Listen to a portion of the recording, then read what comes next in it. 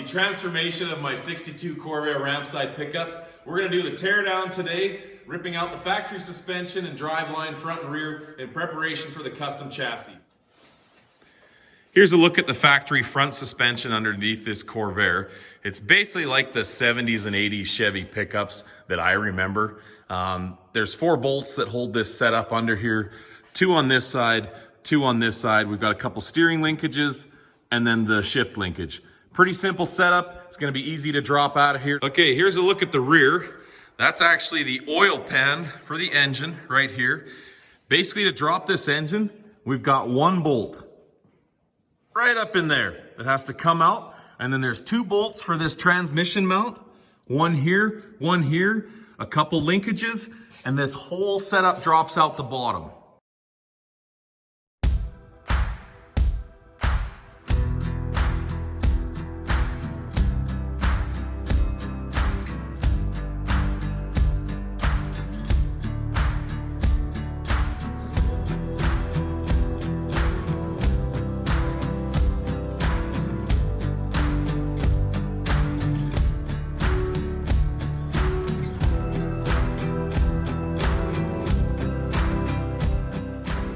All right, we're just gonna take the brake line off here. I wanna try and maintain as much of the factory fitted brake lines that are under this thing for now. That might change once we get that C5 suspension under here. I have no idea what size that stuff is, but when you tear down stuff, you try and save as much as possible, or you learn valuable lessons in a hurry.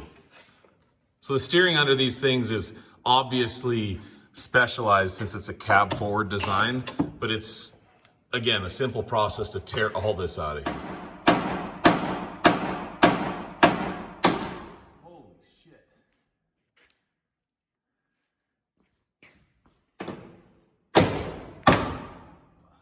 Just knock off the grease there. So if you're in the industry, you know that nobody really uses air tools anymore unless it comes to air hammers and die grinders. Other than that, everything's battery operated because air tools suck. Except this one.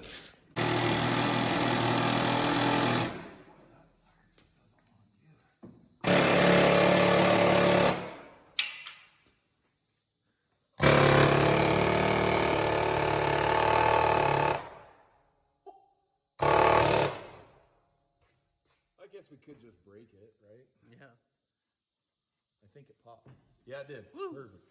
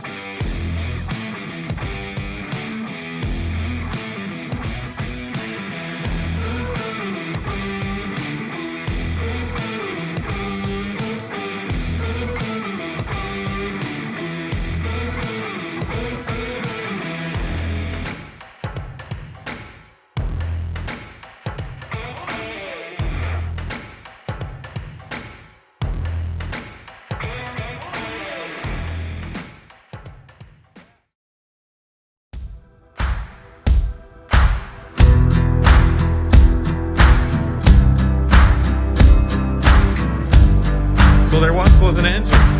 It's gone. Transmission, gone.